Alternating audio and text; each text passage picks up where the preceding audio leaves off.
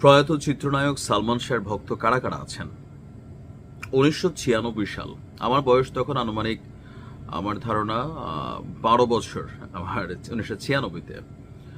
তো দীর্ঘ প্রায় 29 বছর পর আপনারা জানেন যে আদালতের যে নির্দেশ দেওয়া হয়েছে এটাকে হত্যা মামলা হিসেবে রুজু করতে ঠিক একদিন পরেই প্রয়াত চিত্রনায়ক সালমান শাহের মামা, ওনার নাম হচ্ছে আলমগীর কুমকুম, তিনি একটা মামলা দায়ের করেছেন।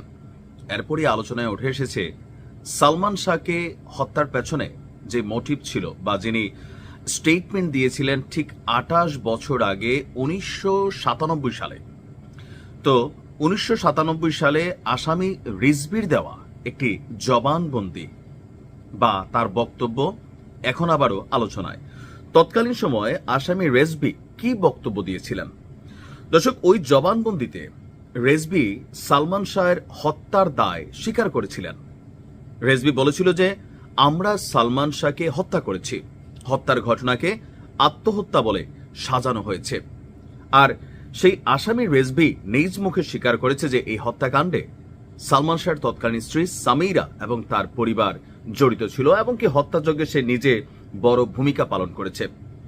1997 সালের 164 ধারায় জবানবন্দিতে সালমান শাহের যে হত্যাকারী রেজভি, তার বক্তব্য ছিল যে সালমান শাহকে শেষ করার জন্য 12 লক্ষ টাকার একটা চুক্তি হয়েছিল।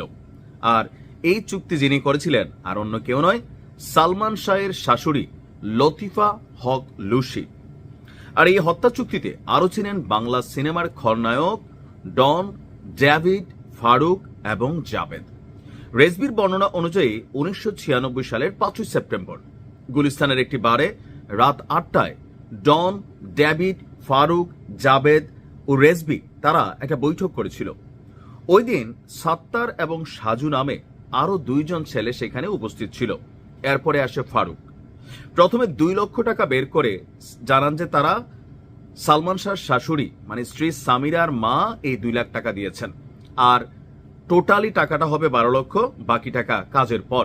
কিন্তু 2 লক্ষ টাকা নিয়ে ফারুকের সঙ্গে ডনের কথা কাটাকাটি হলে ফারুক বেরিয়ে যায় এবং কিছুক্ষণ পর আরো 4 লক্ষ টাকা নিয়ে আসে।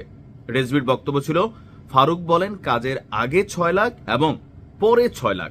এর পরপরই প্লাস্টিকের একটি দড়ি, সিরিঞ্জ, রিভলভার ইত্যাদি গুছিয়ে নেওয়া হয়।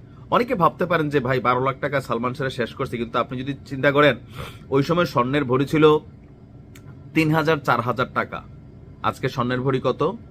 2 লক্ষ টাকার উপরে। তার মানে ওই যুগের 12 লাখ টাকা আজকের যুগে আইসা এটা কয়েক কোটি টাকার সমান। কিন্তু কারণ ওই সময় যেই স্বর্ণ ছিল 4000, আজকে সেটা দিয়া 50 ভরি স্বর্ণের কিনা যাইতো ওই যুগে। তাহলে হিসাব করেন যে এই টাকাটার পরিমাণ আজকের দিনে হিসাব করলে 10 থেকে 20 কোটি টাকা। কিন্তু তো কিভাবে ঘটনা করা হলো? রাত 2:30টায় সালমান শাহর বাড়িতে যায় ডন, ডেভিড, ফারুক এবং আজিজ ভাই। রিজভির দাবি সে রাতে ঘুমন্ত সালমান শাহর উপর ঝাঁপিয়ে পড়েন তারা। আর সেখানে সামিরা এবং সামিরার মা লুসি এবং আত্মীয় রুবি তারা উপস্থিত ছিলেন। ঘুমন্ত সালমানকে ক্লোরোফর্ম দিয়ে প্রথমে বেহোশ করা হয়, আর এই বেহোশটা করে সালমান শাহর স্ত্রী সামিরা। কিছুক্ষণ পর সালমান শাহর জ্ঞান ফিরলে শুরু হয় ধস্তাধস্তি। এ সময় শরীরে ইনজেকশন পুশ করা হয়। আর ভাই মানে নিজের কাছে কেমন লাগতেছে। আর ইনজেকশন পুশ করার সিদ্ধান্তটা দেয় আজিজ। সালমানকে হত্যা করার পর সিলিং ফ্যানে ঝুলিয়ে দেওয়া হয় তার লাশ। আর এর পরপরই যে সালমান শাহ আত্মহত্যা করেছে এটাকে বাস্তবে রূপ দেওয়ার জন্য ভেতর থেকে টেকনিক্যালি আপনার জানালা মানালা এগুলোকে লক করা হয়। আর পরবর্তী সময় সকালবেলা ভোর রাতে চিল্লাপাল্লা শুরু হয় যে সালমান শাহ মারা গেছে। তো এ নিয়ে যেখানে আমরা 11 জন আসামি এখন যাদেরকে দেখছি, প্রধান আসামি হচ্ছে সামিরা হক, যিনি বাংলাদেশে এই মুহূর্তে নাই।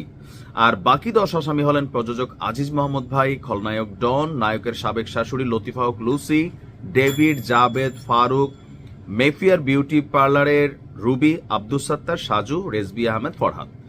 তো আমি জানি না রেজভি এখন জীবিত আছে কিনা। 28 বছর আগের এই জবানবন্দিটা এখন আলোচনায় আসছে, বাট যদি সে জীবিত থাকে সে আই উইটনেস এবং তাকে দিয়েই বাকিদেরকে বিচার করা যাবে। সুষ্ঠু বিচার চাই। ভালো থাকুন।